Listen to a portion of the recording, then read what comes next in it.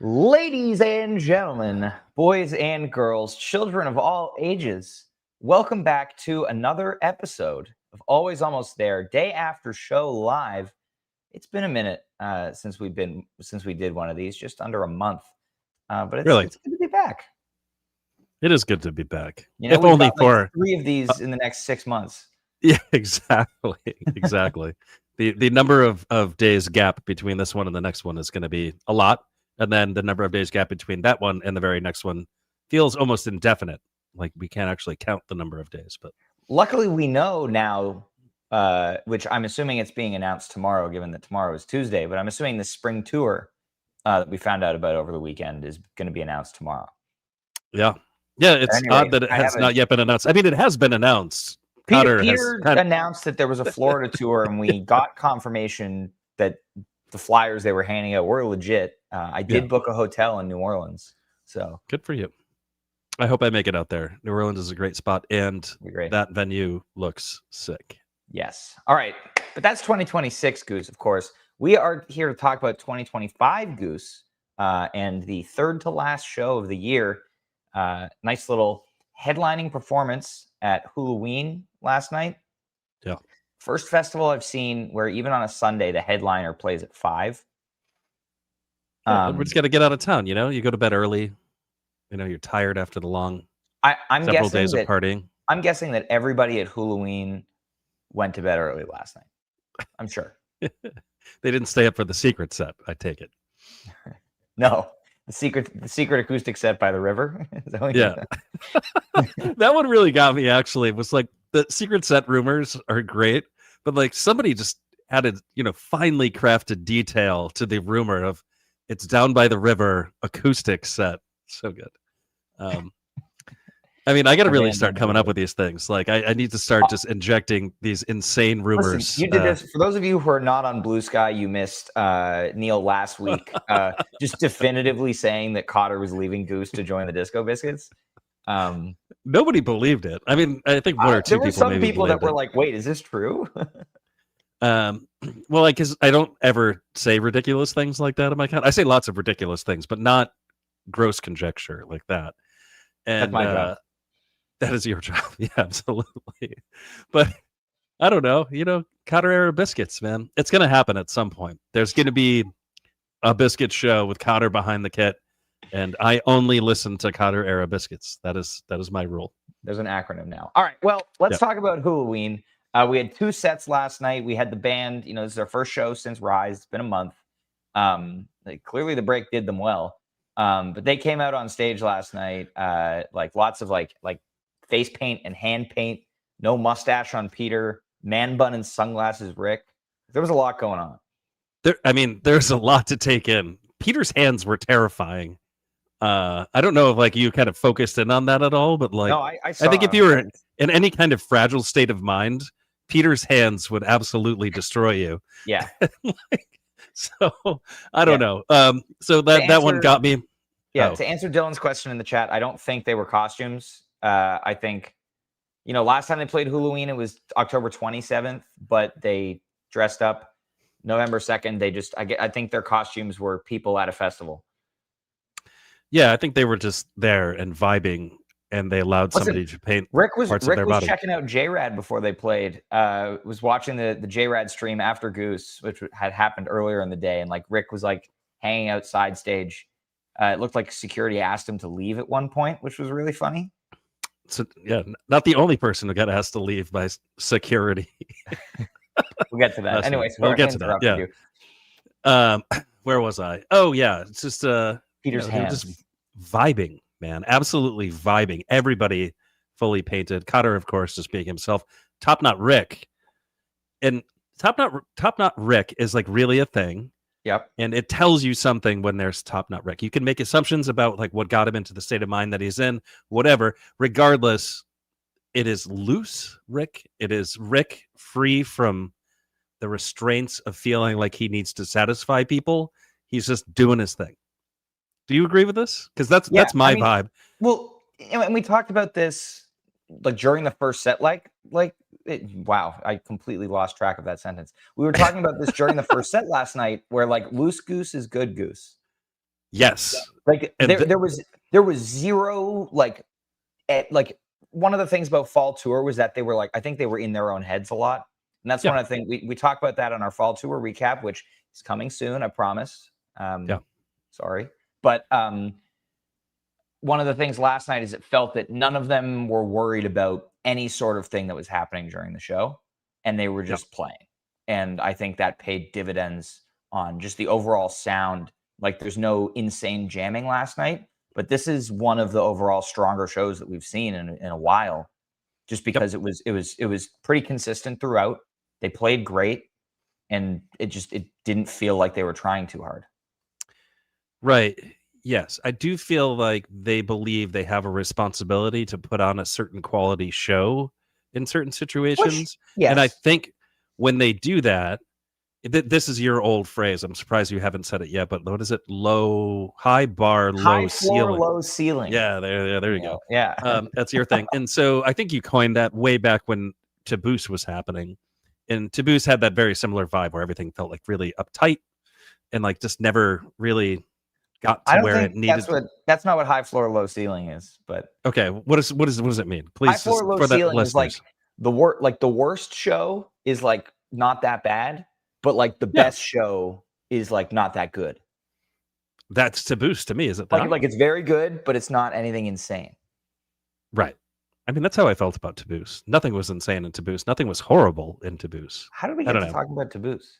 We're talking about how the band plays when they feel like they have to keep like up impressions. Well, anyway, they certainly didn't last night. That's the point. So I'm getting to that. So that was the vibe that I got. Everything felt loose. It felt like not anxious. They were just doing their thing. And of course, the set list lent itself to that. They were just playing the songs, man.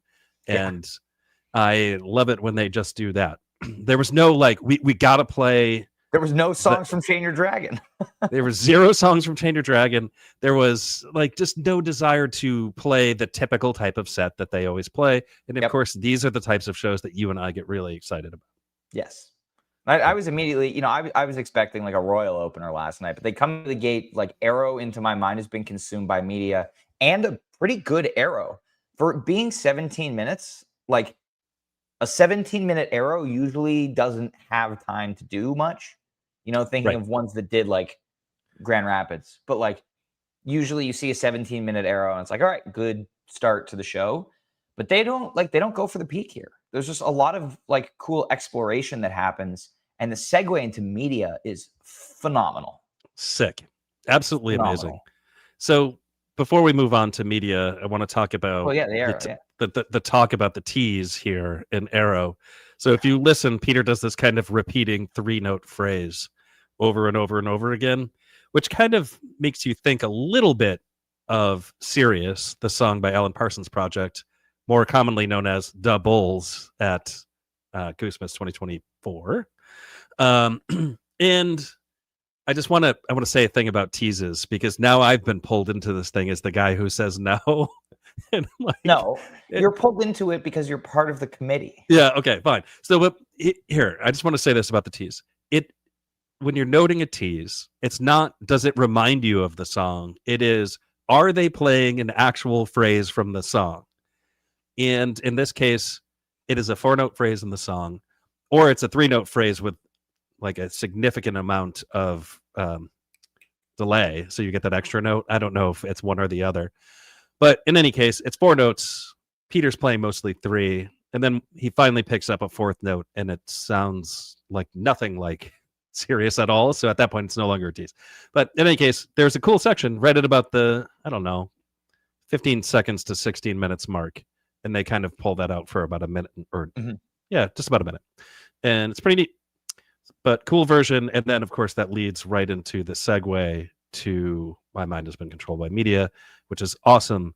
And then Rick, again, loose Rick. The solo in this is amazing.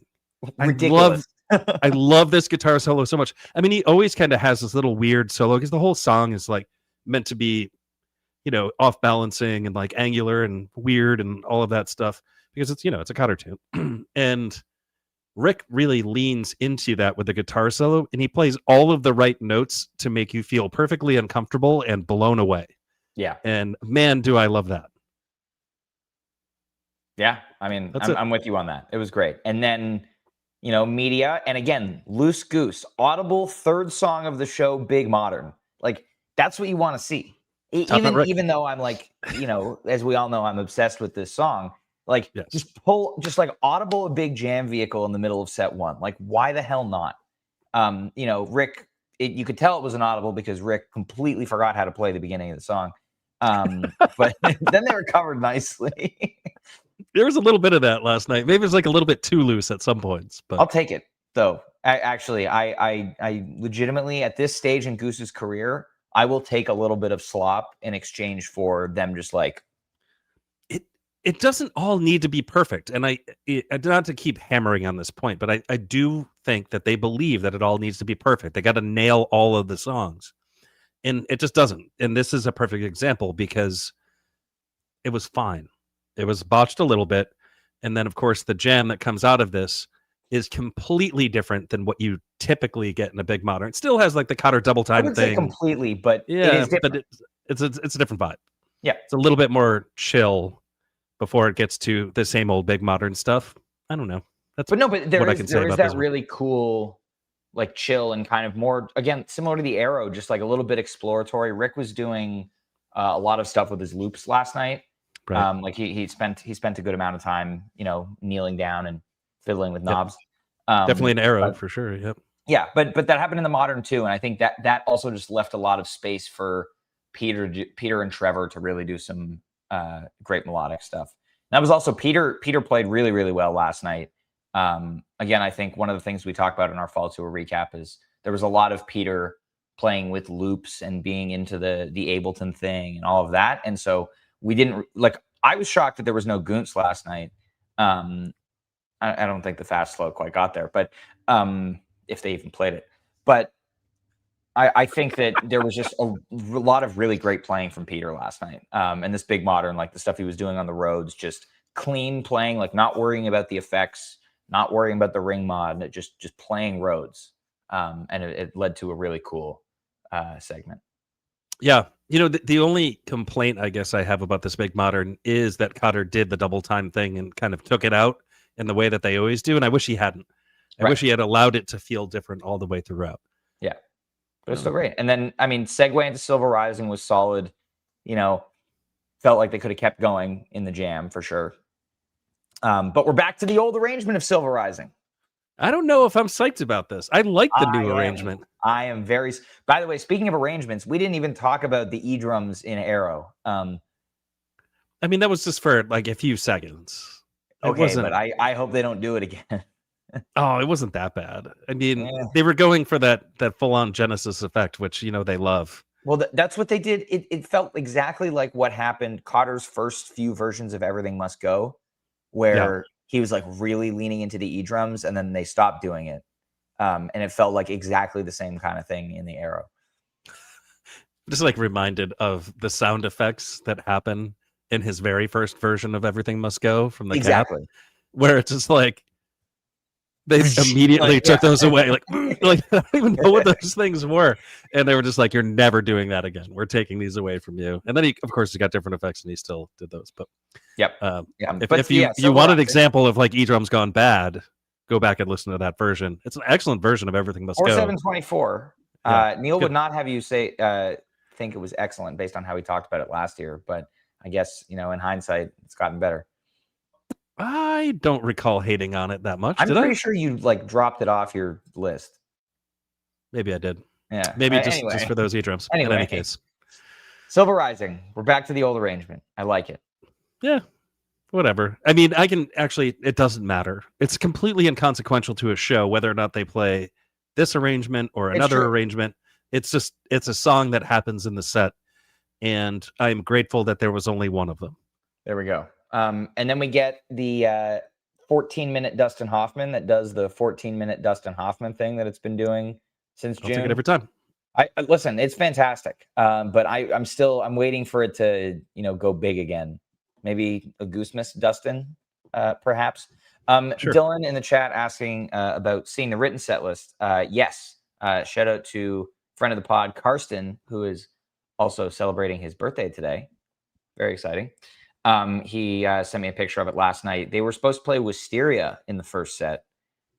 It was supposed to be Aero Media, Silver, Dustin, Wisteria. Somebody's watching me. So we got Big Modern instead. Interesting. But Somebody's Watching Me, new cover debut last night. Cotter on vocals. I thought this sounded great.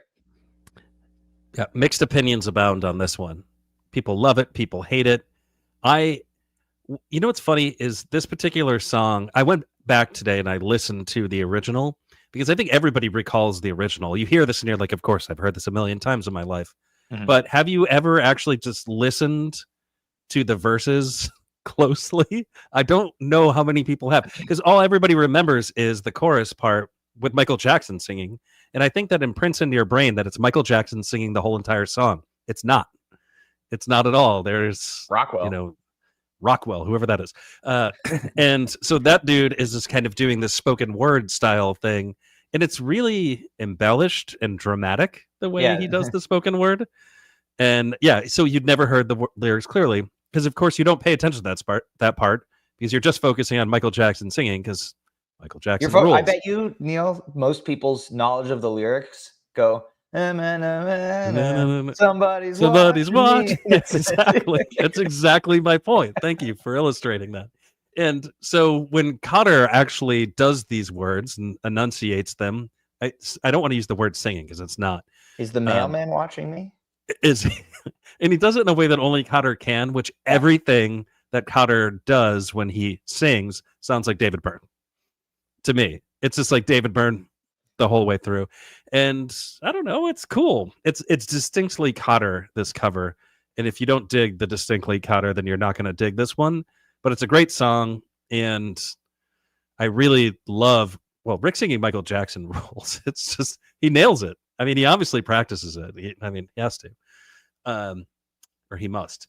But otherwise, not much else to say about this. It's just a cool cover, and I'm glad that they learned something new. And this is the cover with Cotter singing, I guess, because they're not bringing out Psycho Killer on the reg. Maybe this one comes out. Who knows? Similar kind of vibe. But yeah, this was great. Yeah. Good way to close the first set. Happy with it. Yeah. Set 2 here, coming back out. Lengthy set break, because when they're feeling loose, they take a long set break. Yes. The way they go, I was like a set break. How you get more loose. No, the first set was really good, and so they have to balance that out by playing a 65-minute second set. It was a little longer than that, but anyway, we come out. We open up with Hot Tea, classic festival fashion. Tea doing the tea thing. Yep. And then right into it with Tumble. And this Tumble is really, really phenomenal. I think I was surprised when it ended that it was only 16 minutes, because usually when you get a 16-minute Tumble, it's finished. And so like the last 2 to 3 minutes are like back into Tumble peak. So there's not a ton of room for improv, but this one's unfinished. And so just has the breathing room to really go out into this like bliss peak. This is also the point in the night where somebody managed to get on stage.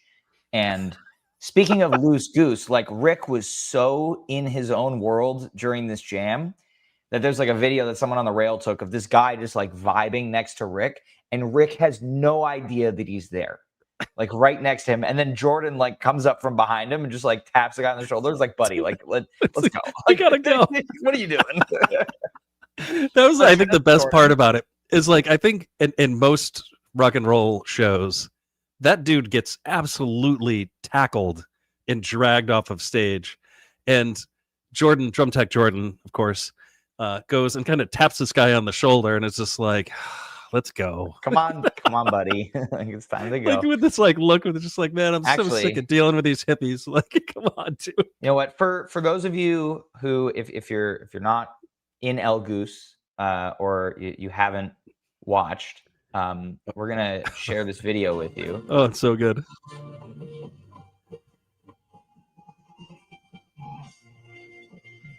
So Rick just has no idea. Look at him, he's just vibing. Come on, bud. It's time to go. So good. Oh man, fantastic. You know, Jordan's not the tackle a guy type. He's a really I kind, mean, under the right gentle man. circumstances, he might be. Yeah, maybe, yeah. That guy was just, it was a nuisance. Anyway, so this Tumble Jam. Yeah. Sorry, I'm like in tears laughing at that. This Tumble Jam is excellent, and if you haven't yet heard it, it sounds a lot like the Chicago Tumble, which sounds a lot like the Man Tumble, which is to say, it's really good.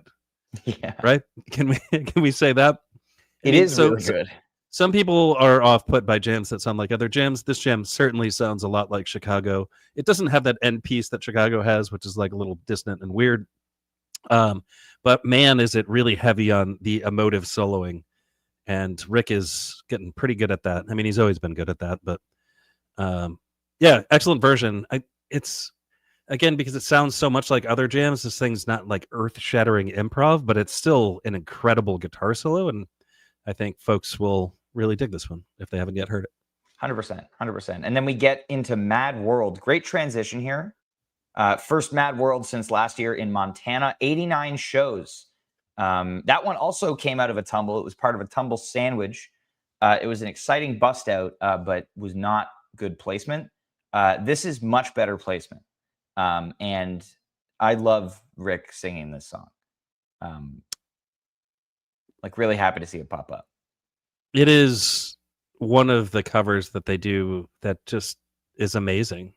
Like a Goosebumps style cover, and this is the one. It's such a great song to begin with, and I love the version that they do. I would love to see them do a version of this with Sierra Hull, who also does that in her live show. Fantastic version. Yeah, it was. What was it at Northlands last year when there were 3 different bands on one day that played Mad World, and Sierra was one of them? Sierra was one of them, and her version's incredible. Yes. And yeah, how I dig Sierra playing with the Goose, because she did a great job in Mexico. I would love to see that. But in any case, great cover. Again, not much else to add other than I enjoy this song, and I love the way that Goose does it. But not a bad addition to a set, and glad that they pulled that one out for this one, because 100%. 100%. Yeah, this is good. And now, so we've had some improv in the set, and then it was time to go full party festival mode for the rest of the night, which honestly, this last chunk of the second set here is really, really solid. We get, just like at Westville, first verse of Slow Ready, and then they speed up into Fast Slow. Some people didn't know that they played Fast Slow, or didn't think that they played Fast Slow. But this is the first one since Westville, so glad to see that this song still exists. On the written set, they were planning on doing T, Tumble, Mad World, Fast Slow, Sinnerman, Drip. That would have been better. Definitely would have been better.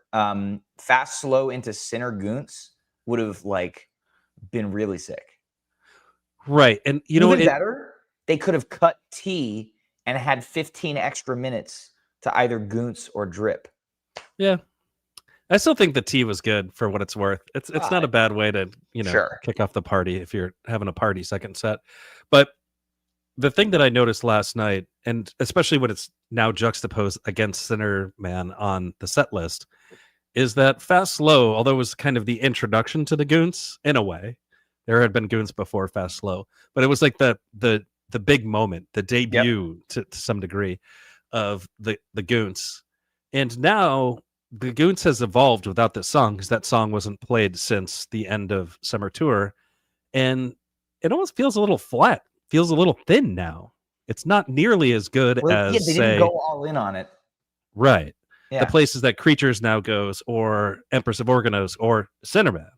Yeah. And so when you see that juxtaposed on the set list with Fast Slow, you sit there and you think, man, it would have been really sick if they had this part that really digs into the Goons, because I think the kids would have liked it, down very true down in Suwannee. But yeah, I mean, and so this is the party portion of the set, as you said, and then you get Don't Leave Me This Way, which is getting to be a little bit predictable at this point. I've officially grown tired of it as of last night. You grew tired of it by June. Yeah, maybe. I love this song. It's so good. I love what it does at a show. I love what it does at a show when I'm there, but it's getting played a little bit too much at this point. And they're not a wedding band. They're not Pork Tornado. They're not out there doing disco covers. That's insulting funk to covers. Goose to compare them to Pork Tornado because of this cover. Because it feels like something Pork Tornado would do. Like, deep set 2 Pork Tornado is this. I don't even know if they played 2 sets, but whatever. Aside from the point, it's just, I don't know. There's not much substance to it. It is fun. It is a party. I guess that's exciting, but it's a lot of that one cover in a year. I don't know how many times That's also fair. And I mean, with the way the rotation's been, yes, it's getting played a lot, but I still like it. Definitely, though, Drip would have been, great, especially festival set, third cover. I did think they were going to go into You Spin Me because they were, they teased it at the end of Fast Slow. But I really thought that was teeing up a segue into that, which that's basically the same thing as playing Don't Leave Me This Way. Like it's one of those two are the. I guess if I had my choice, I would take Don't Leave Me This Way out of the two of them. But I mean, they're different songs entirely. But and then you'll never guess what they played for the encore. First time they've ever done this. Yeah, right. We're getting back to Hot Love and the Lazy Poet opening every single show of the entire summer tour. Salt, but now Salt closes. Salt is the encore for every show now. Hey, listen, it's better than Love Light. It could have been Love Light. That's exactly right. And Salt is sick. Salt is an amazing song. I'm just laughing at the fact that this is like the 4th Salt encore in the last 10 shows. Yeah, it's a lot. But they're doing a lot of the same things because they're doing a lot of the same kind of shows. They don't have extended tour where they have to mix things up. They're doing way too many festivals, way too many, one set shows. It's just all. As far as this festival goes, this is a pretty good festival set. I do like this. Goose tends to do the 2-set festival really well. Yes. In fact, I think of all of the last several 2-set festival shows, and many of them are exceptional. All Good was great. Northlands was amazing. Yeah. Northlands was amazing. Mountain Jam was incredible. One of the best shows of the year. One of the best shows they played this year. Yeah. So you tend to expect a good show when they do this. I could have done with some more jamming at this show, but I feel like top to bottom, this is more jamming, Neil. Yeah. The tumble was sick though. If you're at the show and you hadn't listened to Summer Tour and maybe you're not familiar with Goose's catalog, that one had to blow your mind because that's the first time you're hearing that style of soloing in that jam. Right. And that's got to be good. It blew one guy's mind so much that he had to go stand next to Rick. I mean, I'd want to stand next to Rick. Yeah. Not the first time that has happened. I saw it happen at Eau Claire, back in 2021. Dude got up there. Kirsten Wintergreen also accomplished that once at Westville. Yeah, it's true. R.I.P. Yeah. Gone but not forgotten. Yeah, gone but not forgotten. Sure, for sure. Well, that's the end of this show, and we only have 2 shows left in 2025. Goosemas is it. Yeah. That's all we have left. Makes me sad. My hope is that there's just an unannounced project or a secret tour, as it were. Secret set? Just a whole tour of secret sets where they just travel around the country. Nobody knows they're coming. They just pop up and do a show. That would be sick. That actually would be sick. In any case, we're not going to have Goose for a long time, which makes me sad. So we're going to have to figure out a way to talk about Goose. Well, Neil, I have great news for you. Guess what happens at the end of December? What happens at the end of December? The Jam of the Year bracket starts. You don't say. So That's exciting. We do have a way to talk about Goose. Thank God. Yeah, we do have a way to talk about Goose. Don't worry, guys. We're not going anywhere. Yeah. Hey, listen. You can't get rid of the Year bracket has been accused of talking too much about Goose in the past, where usually that's in February when people start getting tired of it. Well, that's what I was just about. When you get to the Elite Eight, everybody's just we're still talking about Goose. But now people are going to be grateful because it's the only thing you're going to have to talk about Goose about, because there's just nothing else going on for forever. Well, so there's some very exciting stuff happening with the bracket this year, and we can't wait for it. And if you want to seed, if you want to be involved, start getting your playlist together now. Again, there will hopefully be a few entries from Goosemas. We had a few really great ones last year. But the bulk of your playlist, you've got a month until Goosemas now. Get ranking. Listen to that Goose. And man, this year is going to be exciting. No details, but it's going to be bigger than ever, of course, just because it just continues to grow. Security will be tighter than ever. Security will be tighter than ever, we hope. The and formula will continue to dictate.